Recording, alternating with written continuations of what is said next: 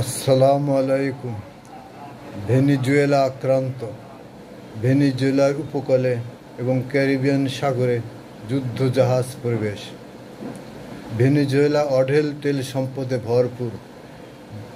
বিশ্বের বৃহত্তম তেল রিজার্ভার ভেনেজুয়েলায় প্রায় ৩৩০ বিলিয়ন ব্যারেল, যেখানে সৌদি আরবের দ্বিতীয় ২৬৭ বিলিয়ন ব্যারেল এবং এরপর ইরান ২০৮ বিলিয়ন ব্যারেল।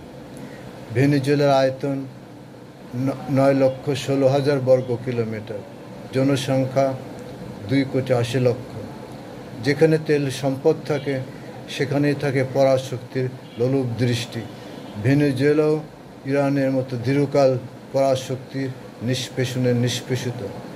এর বর্তমানেও তারা যে কোনো হামলা প্রতিরোধে ইস্পাত দৃঢ় প্রতিজ্ঞা অঙ্গীকার করেছে।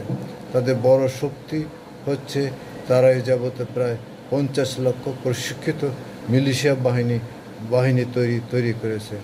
আর আছে ইরানের ভয়াবহ ড্রোন তৈরি কারখানা। তারা অস্ত্র নিয়ে সাগরের নীল জলের উপকূল পাহারা দিচ্ছে। ক্যারিবিয়ান সাগরে পরাশক্তির ৬টি যুদ্ধজাহাজ ইতিমধ্যে মোতায়েন করা হয়েছে। মাদুরো তার দেশের জনগণকে যুদ্ধ আহ্বান করেছে।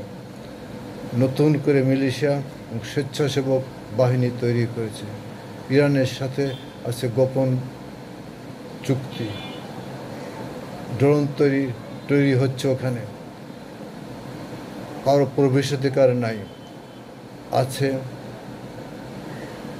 আছে সুখোই যুদ্ধজাহাজ। চীন এবং রাশিয়ার অস্ত্র সহযোগিতা এবং তাদের পুরোপুরি সহযোগিতার আশ্বাস। যুদ্ধজাহাজের উপর দিয়ে ইতিমধ্যে ২টি F-16 সামরিক বিমান আমেরিকার যুদ্ধজাহাজের উপর দিয়ে চলে গেছে, একেবারে কাছে দিয়ে উড়ে গেছে। এতে ভয়াবহ যুদ্ধের ঘনঘটার আওয়াজ বেজে যাচ্ছে।